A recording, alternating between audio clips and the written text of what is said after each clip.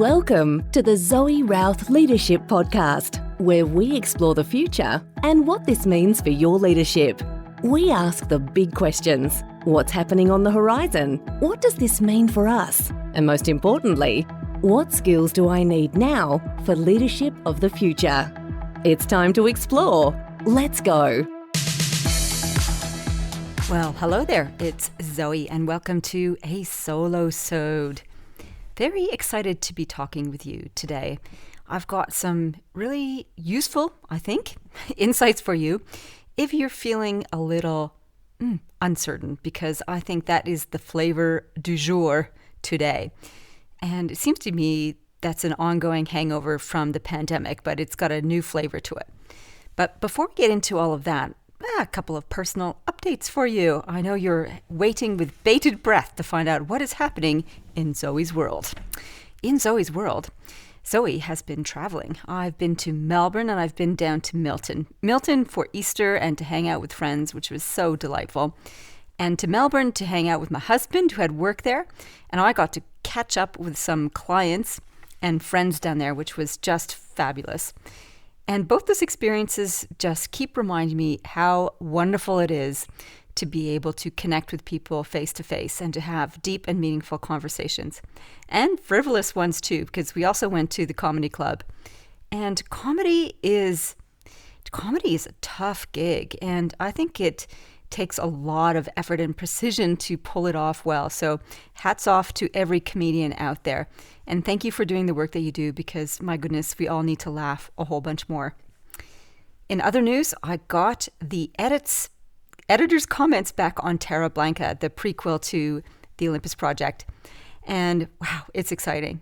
So he, as always, Darren Nash, my editor, is going to save me from some clangor of errors and mistakes in the narrative. So his suggestions mean that I am now down a rabbit hole of a bit of research to flesh out the world building concepts.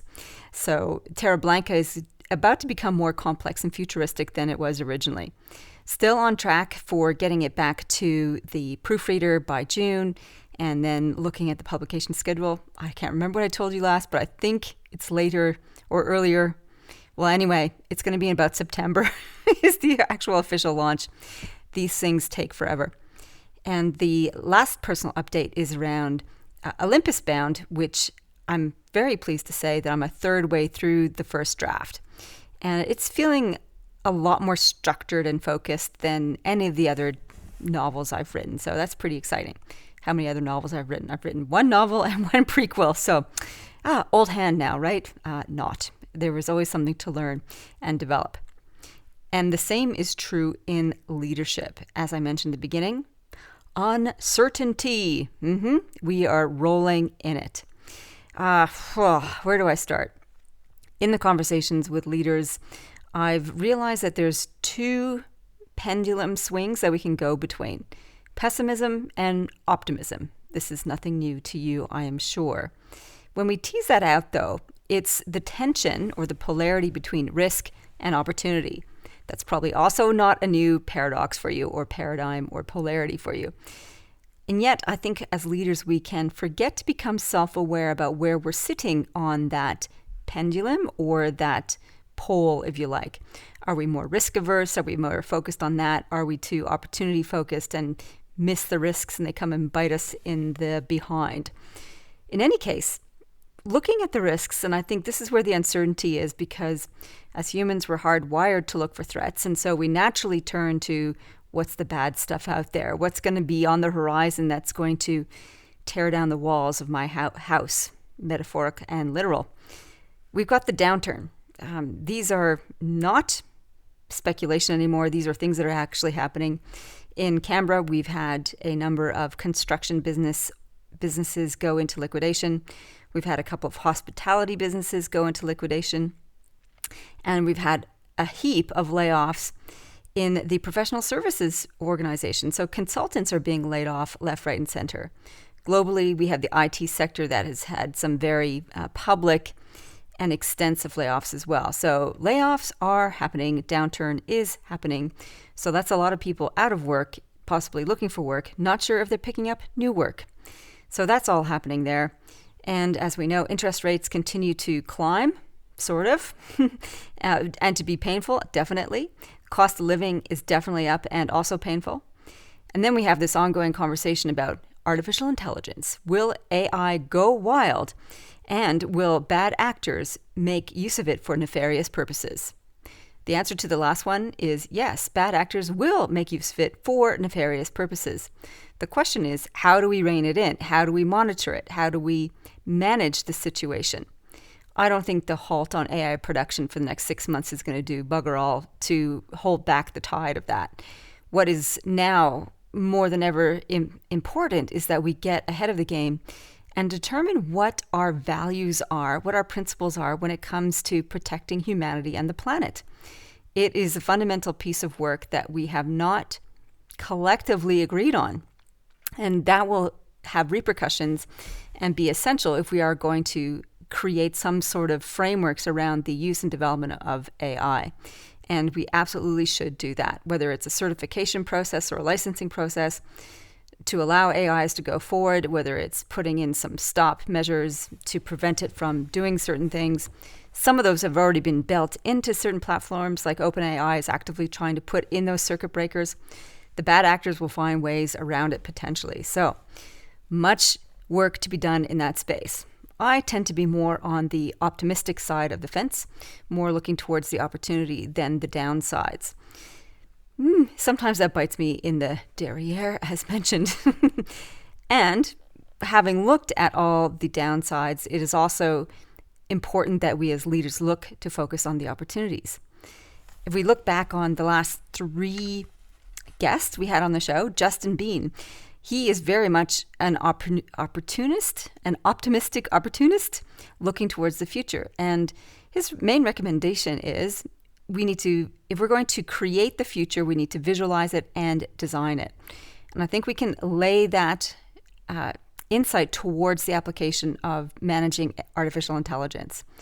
If we're going to see artificial intelligence take hold in every single area of work, which it will, we need to visualize how that's going to work and design for that, and also design for the antithesis of that and to prevent that. We also have Josh Tyson, that was such a great interview about how to train your own AI. It's like how to train your dragon, how to train your AI dragon.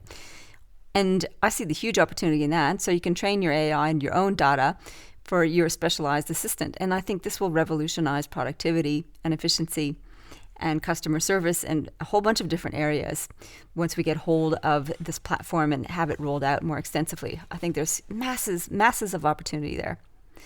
And Marty Strong and his principles of reverse engineer the goal and destination that you want, as well as looking to the horizon. Always keep your eyes scanning on what's out there and lean into the success of others. So those 3 guests really did sit on the optimistic opportunity side of the fence, and I think we can learn a lot from their insights and apply them to our leadership. When I looked across all this, looking at the world of uncertainty that we find ourselves in, the risk versus opportunity paradigm, and the malaise, I think, that is still happening for people. I spoke about this at the beginning of the year, that the sense of malaise is in the air. Well, it's still in the air, and it's rather bitter taste. I'd rather have something sweeter to look forward to, but here we are. When I looked across all this, there's 3 things I think that we need to remember. One of them I already mentioned is, what are our values and principles for our decisions? This is a fundamental of leadership, and I think we kind of go, yeah, I get that. And now we really need it. Honestly, when we're about to make some tough decisions, whether it's around employment, whether it's around use of technology, whether it's around carbon mitigation in our businesses, our values and principles need to be at the forefront of all of our decision making, to be consciously using them to make better decisions. And I don't think leaders have been doing that well, that overtly at all. And I think we need to do better with that. The second thing is that we need to be deliberate about determining what future are we creating and designing. So a leaf out of Justin Bean's book there is to be intentional about the future that we hope for and plan for and design for, and then move towards actively. Within that, I think the core principles are mitigate for risk, design for opportunity. I'll say it again for you, Sam. Mitigate for risk, design for opportunity. Who is Sam? You were saying, where did that come from? In my head, it was, play it again, Sam. So, I'll say it again for you. Sam is where that came from. Okay.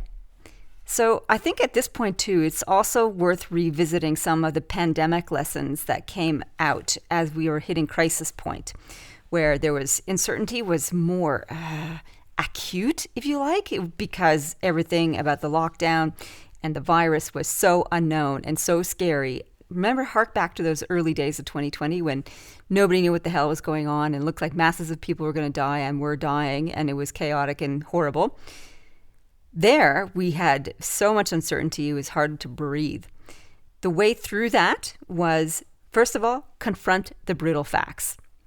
That means let's not shy away from looking at the painful situation. If you only have so much cash reserves and all your costs of goods are going up, those are confronting the brutal facts.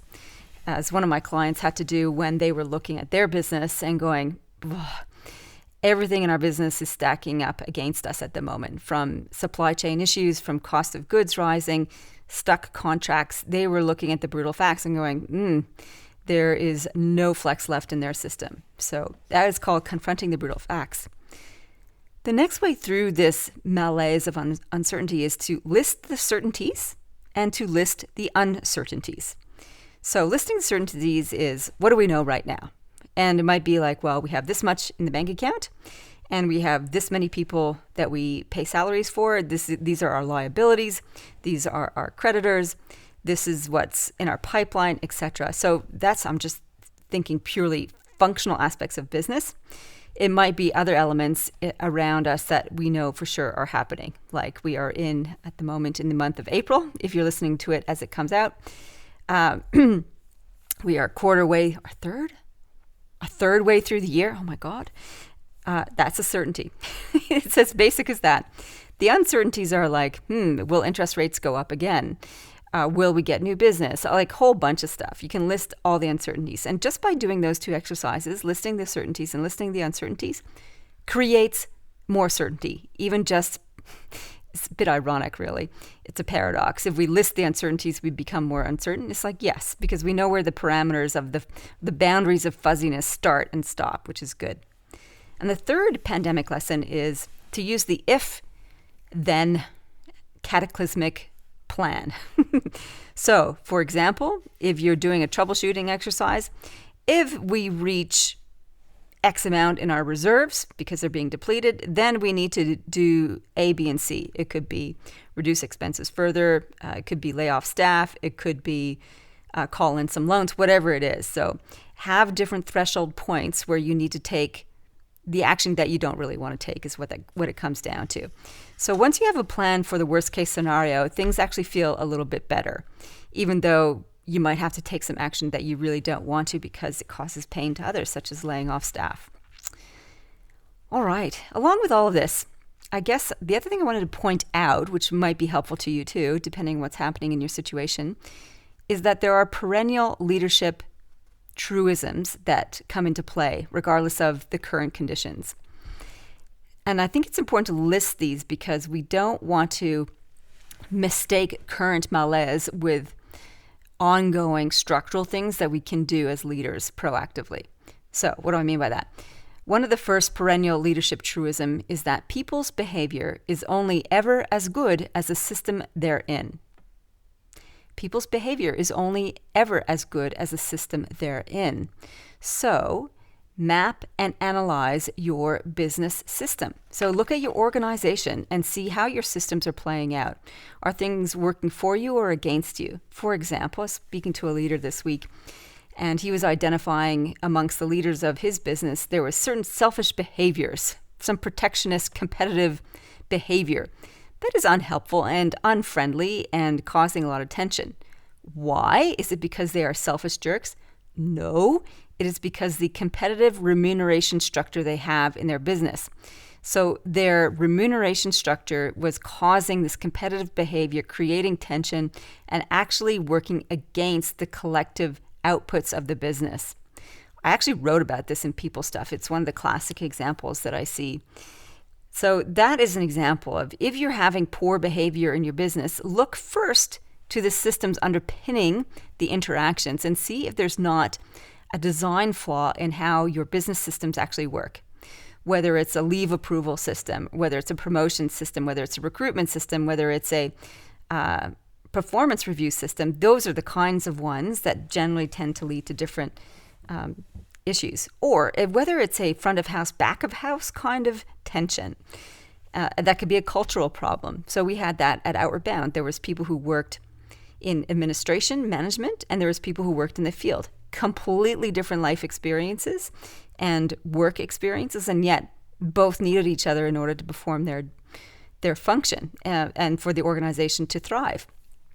But there was natural tensions that came as a result of that. So how do you bridge those natural tensions in the culture systems that you implement? Meaning you might do some things like let's get to know you days, a day in the life of, so people get to understand each other's worlds and how they intersect and interconnect. And one of the recommendations I make in the leadership work that I do is to map out your entire system so you can see where the tensions are, where the conflicts are, where the interactions are, and when the gaping holes of interactions are. And this can help put an X-ray over the top of your business tensions. So that is all. People's behavior is only ever as good as the system they're in. So map and analyze your system. The second truism is that people respond through the lens of their worldview. So the first principle was about people's behavior and systems. This one is about people's responses.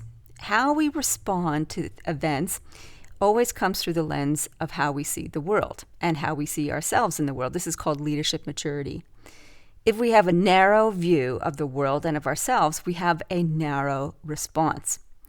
As leaders, a most important question we can ask is, where is my worldview? How much of the whole am I seeing? How much complexity am I bringing to this issue? Am I seeing it from as many different possible perspectives and angles? And also, how can I help my people see more of the bigger picture? This is essential.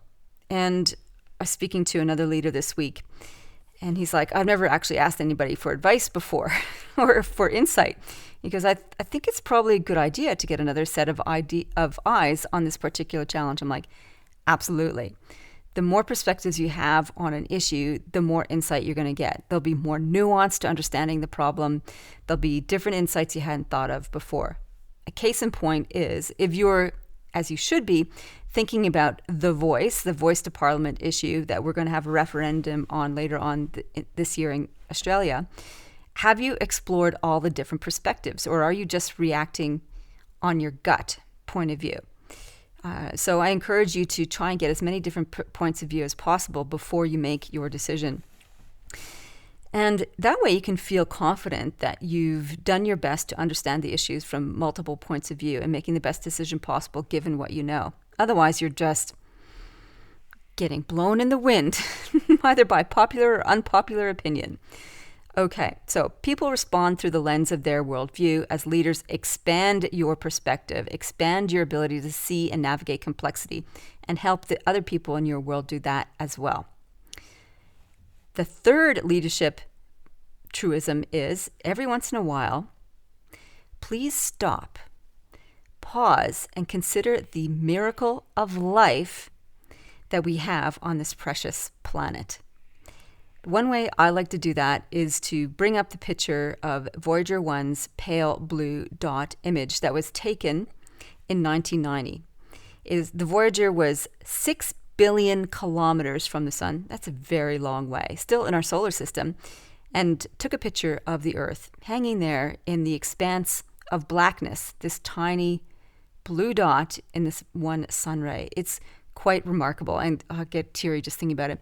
And Carl Sagan put that as his image and the title of his book called Pale Blue Dot. And the quote is, everything you know is on that pale blue dot. All the people who've ever lived, all the histories, ideologies, political struggles, all the superstars, all the great leaders, all the bad leaders, all the bad actors, they're all there. Everything of humanity and living life that we know it is on this pale blue dot. It's humbling. And it kind of makes you remember, like, whatever challenges we're facing, they feel huge and they are little at the same time in the bigger scope of things. And so our ability to zoom into the detail of our current pain and challenges is essential, as is our ability to zoom out and consider it's all part of the flow of this amazing opportunity we have to live on this beautiful pale blue dot. All right, so every once in a while, please stop and pause and consider the miracle of life and of your life, because it goes by in such a fast blink of an eye. Okay, that's it for my rant on the Solo-sode today. Coming up on the show next week, we have Sam Slade. This is a fabulous interview as we talk about no hierarchy. How do we run flat organizations? What does it entail, really? And I really leaned into this one because I was desperate to understand how to overcome the challenges of this particular methodology. And it's something that I explore both in Terra Blanca and in the Olympus Project and in the sequel Olympus Bound. How do we actually navigate with no hierarchy? Is collective decision-making actually possible? Can we overcome the inherent challenges of it because of the promise of all its benefits? And Sam helps me answer that question, which is great. All right, let me just check I haven't missed anything in my notes. Oh, yes, I have missed something. Also to keep in mind, I have a couple of tickets left for next week's event, Fit for the Future Leadership in Canberra. So if you're in Canberra on May the 5th, that's Friday, May the 5th, 8:30 to 10 a.m., I am running an in-person workshop, Fit for the Future Leadership, how to help your team think more strategically. Would love to see you in person if you can make it. Just go to my website, zoerouth.com, click on events, follow the links to the Canberra workshop. I'm also running a webinar on the same topic the day before. And if you haven't registered for that, same page, you can hop on the webinar on the 4th of May. Yeah, okay. So if you're enjoying the show, and so many of you are after 300 plus episodes, thank you so much for listening. Please, if you like the show, rate or review it. It does actually increase the visibility and findability of the show. And we've been getting enormous traction with all this Fit for the Future leadership content, and it's incredibly popular, therefore incredibly useful, I'm hoping. I would love to hear from you if you have a suggestion for other guests I might interview. I'd love that. Just email me at zoe@zoerouth.com or send me an email. Let me know what you think of the show. Good, bad, ugly, all the rest. It's all good. In the meantime, live well, lead well. You've been listening to the Zoe Routh Leadership Podcast. To find out more about leadership of the future or to contact Zoe, go to zoerouth.com.